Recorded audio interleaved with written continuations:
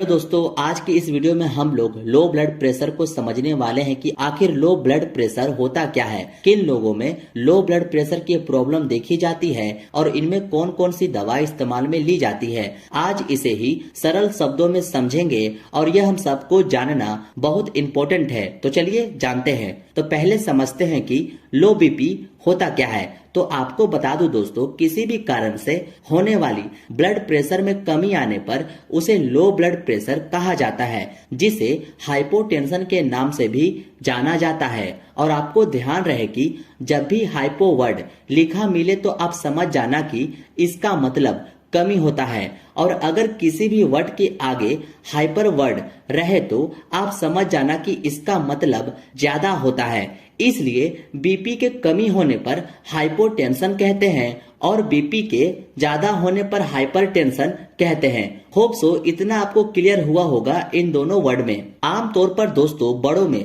Blood pressure 90/60 mmHg से कम मिलने पर हम उन्हें लो ब्लड प्रेशर का रोगी कह सकते हैं। तो दोस्तों इस चार्ट के माध्यम से बीपी के नॉर्मल से लेकर डेंजर साइन को थोड़ा समझते हैं। तो जैसा कि आप देख सकते हैं कि नॉर्मल ब्लड प्रेशर की बात करें तो वो होता है 120/80 mmHg, जो नॉर्मल ब्लड प्रेशर होता है। वैसे ही 90/60 mmHg को लो ब्लड प्रेशर कहते हैं, और अगर 50/33 तक ब्लड प्रेशर गिर जाए तो यह काफी डेंजर ब्लड प्रेशर होता है, यानी कि इसमें पेशेंट की जान भी चली जाती है। तो इस चार्ट को आप थोड़ा ध्यान में रखिएगा।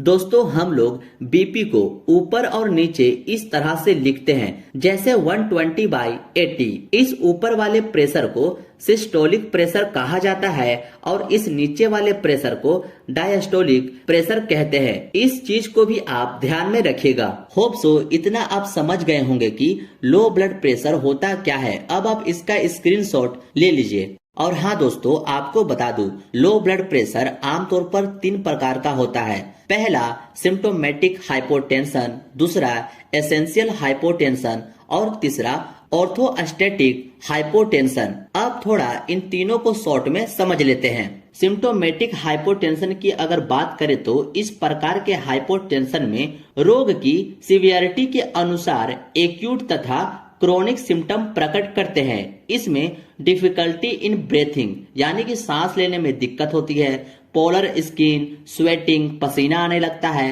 वीकनेस, कमजोरी होने लगती है। कभी कभी ब्लड प्रेशर कम हो जाने से पेशेंट अनकॉन्शियस हो जाता है। एसेंशियल हाइपोटेंशन की अगर बात करें तो इस प्रकार का हाइपोटेंशन बिना किसी कारण के होता है। 3% पेशेंट ऐसे होते हैं जिसमें इस प्रकार का हाइपोटेंशन होता है, जिसमें कोई स्पेशल सिम्टम नहीं होते हैं। ऐसा हाइपोटेंशन फीमेल में अधिक होता है, इस बात का आप ध्यान रखिएगा। ऑर्थोस्टैटिक हाइपोटेंशन की अगर बात करें तो इस प्रकार का हाइपोटेंशन कम समय के लिए होता है तथा इसमें वर्टिगो यानी कि चक्कर की स्थिति रहती है, जैसे थोड़ी देर के लिए पेशेंट द्वारा हार्ड वर्क करने पर या अचानक से खड़ा होने पर होता है। इसे ही ऑर्थोस्टैटिक हाइपोटेंशन कहते हैं। इस प्रकार के हाइपोटेंशन में सबसे कॉमन बात यह होती है कि पेशेंट के खड़े होने पर ब्लड प्रेशर कम हो जाता है, जबकि पल्स रेट वैसे ही बनी रहती है। ऐसे पेशेंट में ब्लैकआउट की स्थिति बन जाती है। ये थी दोस्तों इन तीनों के बारे में छोटी सी डिटेल। इन तीनों को आप जरूर याद कर लीजिएगा, यह इम्पोर्टेंट है। अब आप इसका भी स्क्रीनशॉट ले लीजिए। दवाओं को जानने से पहले दोस्तों आप ये भी जान लो कि हाइपोटेंशन किन कारण से होता है। तो वो कारण है फिजिकली वीकनेस, यानी कि शारीरिक कमजोरी होने पर बीपी कम हो जाती है। शरीर में पानी की कमी तथा टाइम पर भोजन न करने से भी बीपी लो हो जाती है। अधिक फिजिकल तथा मेंटल वर्क लोड होने के कारण भी लो ब्लड प्रेशर हो जाती है। अधिक उपवास करने से भी, यानी कि फेस्टिवल वगैरह में फास्टिंग करने से भी बीपी कम हो जाती है। ज्यादा ब्लड लॉस हो जाने पर भी बीपी लो हो जाती है। हैवी मेंस्ट्रुअल ब्लीडिंग होने के कारण भी बीपी लो हो जाती है। डायरिया अथवा कोलेरा की वजह से फ्लूइड लॉस होने के कारण भी ब्लड प्रेशर लो हो जाती है। ब्लड में हीमोग्लोबिन की कमी हो जाने पर भी बीपी लो हो जाती है। ये थी दोस्तों कुछ ऐसी कारण जिसमें बीपी लो हो जाती है। इसका भी अब आप स्क्रीनशॉट ले लीजिए। अब जानते हैं दोस्तों कि अगर किसी का बीपी लो हो जाए तब हमें क्या क्या सिम्टम यानी कि लक्षण दिखाई देते हैं, जिससे यह समझा जा सकता है कि हाँ उस व्यक्ति का बीपी लो हो गया है। तो वो सिम्टम है नोजिया, वोमिटिंग, वर्टिगो यानी कि जी घबराना, उल्टी होना या चक्कर आने लगती है उस व्यक्ति को जिसका बीपी लो हो जाती है। आंखों के सामने अंधेरा होने लगता है और कभी कभी पेशेंट बेहोश यानी कि अनकॉन्शियस भी हो जाती है। हेडेक, सिर दर्द, वीकनेस यानी कि कमजोरी, डल फेस एंड लेजीनेस, ये सब सिम्टम के आधार पर हाइपोटेंशन को पहचाना जा सकता है। और वैसे भी दोस्तों स्फिग्मोमेनोमीटर से देखने पर अगर ब्लड प्रेशर 90/60 तक मिले तो लो ब्लड प्रेशर समझना चाहिए। अब आप जल्दी से इसका भी स्क्रीनशॉट ले लीजिए।